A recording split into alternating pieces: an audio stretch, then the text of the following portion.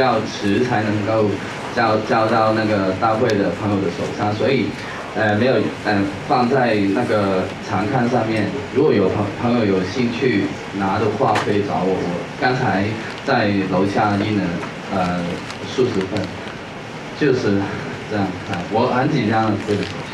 比较少在我通常在街上乱讲一通，但是在conference 还是比较少。Thank you so much for the invitation of of our Taiwan friends, and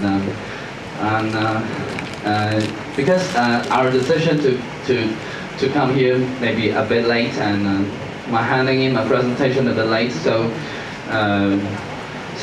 it is not put in the book of today. So maybe if anyone is interested, and you can come to me and have a copy. I have a copy just now. So let's start. My PowerPoint is very simple. So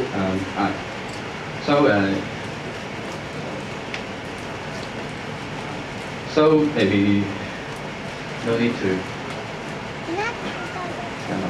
And the topic, maybe my presentation may have three parts. The first part is about the history of Nukes movement in Hong Kong, and the second part may be around the energy policy in Hong Kong and the forthcoming China nuclear projects. And the third part is a very brief part of how we look forward. So let's start. I think we have to go back about the topic of the history of Hong Kong. We have to go back to the 1980s. In the September of 1982, and Lady Thatcher of Britain visited Beijing to talk with Deng Xiaoping. Upon the topic of Hong Kong's future. This is a very interesting meeting, and this is a very important meeting, of course. And the product of this meeting is included many things like a joint declaration, like a basic law of Hong Kong, but also included a very important joint venture, a Sino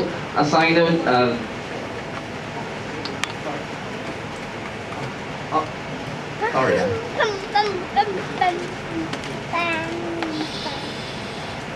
Yeah, it's about. We're talking about the product of the meeting of the 1982 meeting between Thatcher and Deng Xiaoping. It is actually the product is Daya Bay nuclear plants, and Daya Bay nuclear plants, as some of you may know, it is about 50 kilometers away from Hong Kong, but it is not inside Hong Kong. It's a very important point. It is not inside Hong Kong.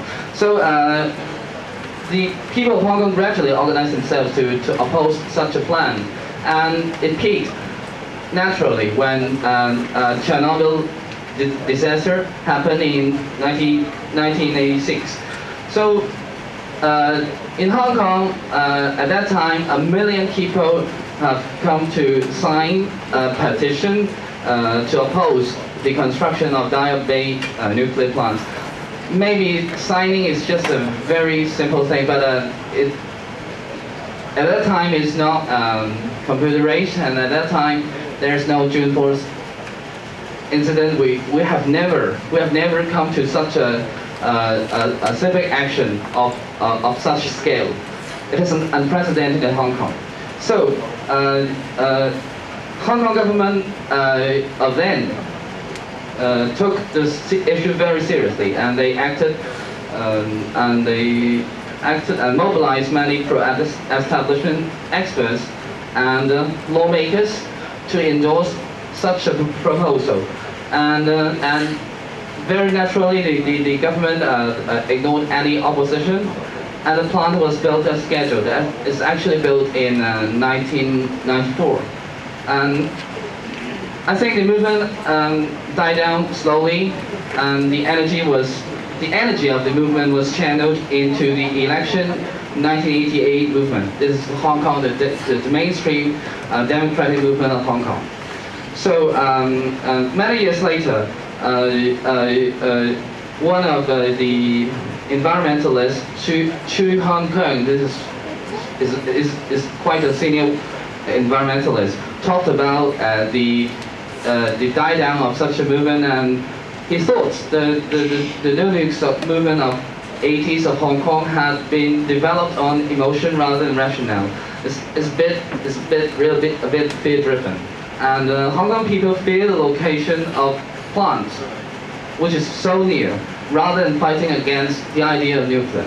And so it turned out that Hong Kong remained pretty silent for the 20 years after that 1986 Chernobyl accident, and up until the Fukushima catastrophe. So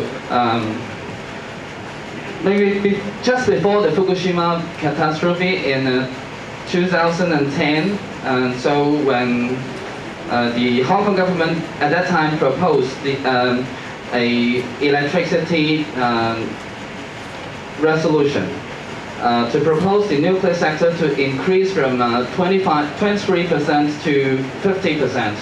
And at that time, environmental groups say, of course, they said no, such as Greenpeace or many Friends of the Earth or something like that.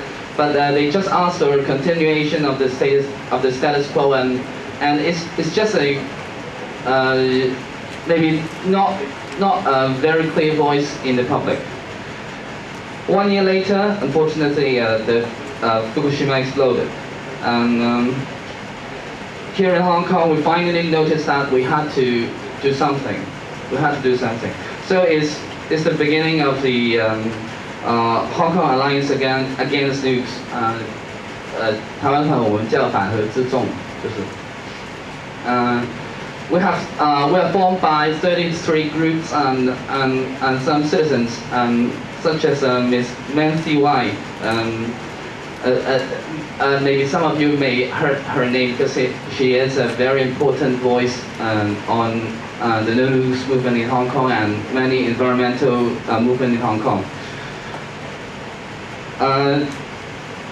Our aim is about to work hard to eliminate nuclear energy totally, not only in Hong Kong or China, but all over the world. Not only energy, but also the nuclear weapon.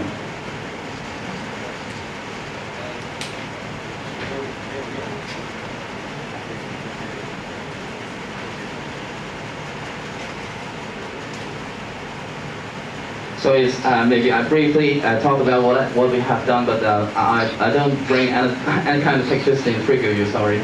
But you can visit our website or something like that. And we have pretty many actions after that, after our forming, and maybe we have marched to the CLP, the China Light and Power headquarters, the consulates of the United States and the consulates of Japan. We hold some film sessions, photo exhibitions on the streets, and some local parades in many small districts. And one main event we have hosted is that in 2012 we invited 16 Fukushima children and their parents to come to Hong Kong to spend 3 weeks and enjoy clean food, to have some rest with us in a camp in Lantau Island. Besides that, we also published a book, namely Vow to Fukushima. We shall never repeat the catastrophe. 这是中文的，所以如果有兴趣的朋友也可以找我，我带了20多本过来台湾，就是叫福岛誓言，是的。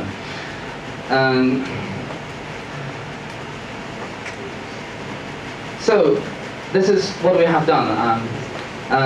But more like I may move on to third parties about the infiltration and many different challenges. I think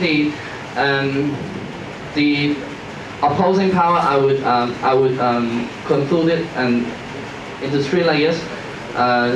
First is the infiltration. I think the Fukushima camp, the camp with Fukushima children is a very good example. Actually, we encountered some very strange things. and in the district of Muiwo of that Lantau Island, some where the campsite is situated, some Japanese living there volunteered to help. But later we found out that they probably discredited behind our back secretly and created a bit tension between the parents and us. And luckily the understanding and the trust was restored. And after we had in-depth talks with an explanation with the parents. And also a very an even stranger happening is that when we have a briefing session, we brief with some of the volunteers before the camp. A man threatened us that the Japanese children are very disagreeable and awkward. My son jump up from the 3rd floor. This is a very scary thing. And that man just talk like that and leave the scene and never appear again. And this is what we have encountered in Hong Kong. And such infiltration was worrying, but they were one-off cases. So, moreover, we have some institutional propaganda on how good nuclear energy is happening in Hong Kong in different sectors, like the educational sectors. During the past 3 years, when we were talking to a lot of citizens on the streets or somewhere, we noticed that the elder ones are much more likely to know how much about the spread of nuclear, and the younger generation seems to be pretty indifferent on the matter, on the issue. And such scenario, we think, was a result of some very wrong information in our textbooks in an education system. On those textbooks, we found saying that like nuclear energy is a clean energy. In the past, say when I was a student, and we don't talk about that. So, I think in broader frame, the timing of these propaganda in Hong Kong's education was coincided with the rise of the myth of the nuclear renaissance. Even more, in 2011, when the year when the Fukushima catastrophe took place, and shockingly, the Hong Kong government set up a research competition for secondary students about science for teenagers to take part, and the theme of that research was nuclear. So it's a promotional program for the secondary students to believe in how clean is nuclear energy just after the Fukushima incident. Last but not least, this is I'll talk about the second layer, and third layer is that Hong Kong government brought a very special person, is Christine Law, onto the scene to become the Deputy Secretary of the Environment Bureau. It's actually a very classic example of a structural benefits exchange between some business world and the government and some, say, academics. So I think Ms. Law has worked in the financial sector in her early days, and she looks like a very good environmentalist when she campaigns to protect the Victoria Harbour. And later on, she founded the think tank Civic Exchange, and such a group was partly funded by China Light and Power. China Light and Power is what we have mentioned, the company that runs the Daya Bay nuclear plants. So Ms. Christine Law, who is a government official now, who runs a think tank based on the CLP money, and the think tank held so many international conferences inviting scholars and creating networks of academics or of experts for Ms. Law, and projecting her being open-minded. I think that kind of such a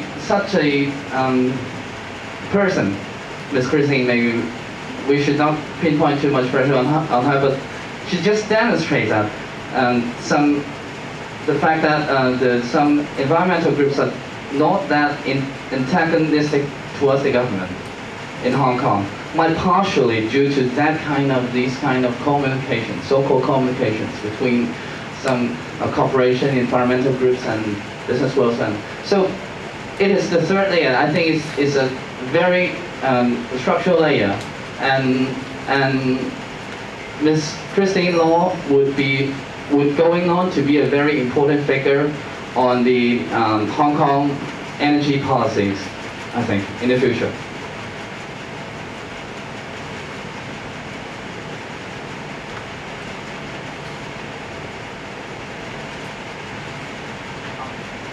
Sorry, I have to move on faster, but sorry. And for the second part, I try to move on faster because time is running out.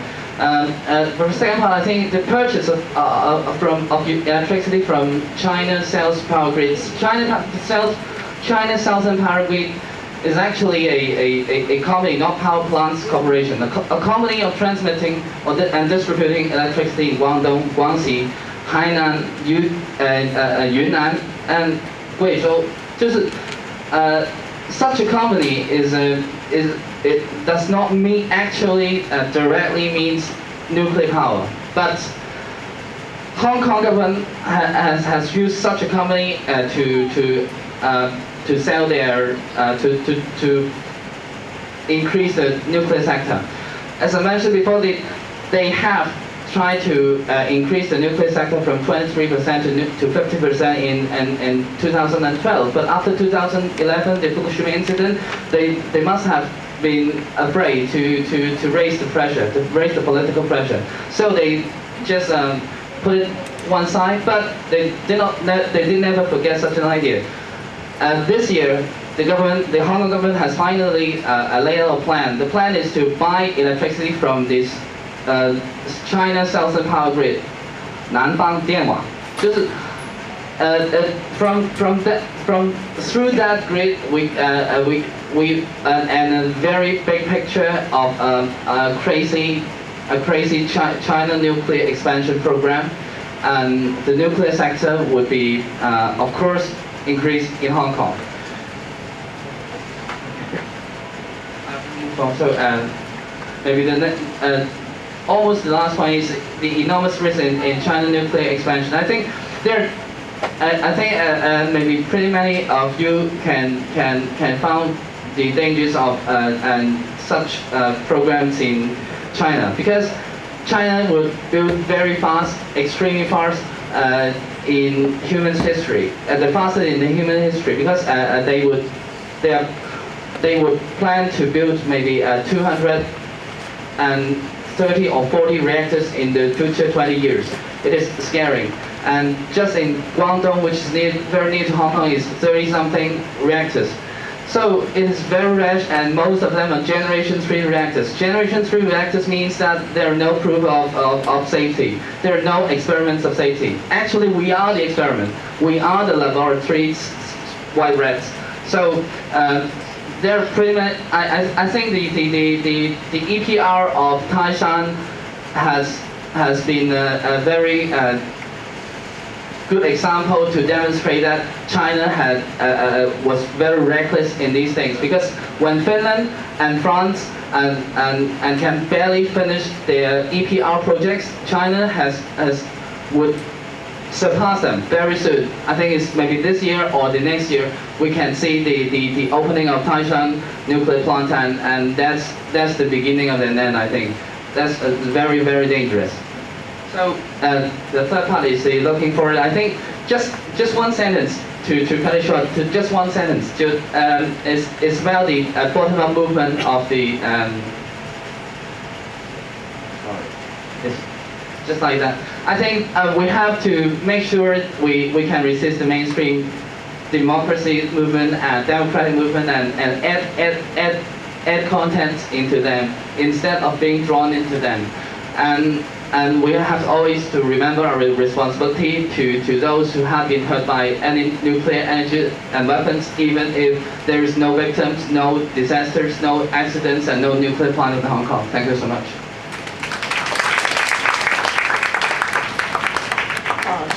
谢谢我们来自香港的谭先生充满了用心非常认真的报告。那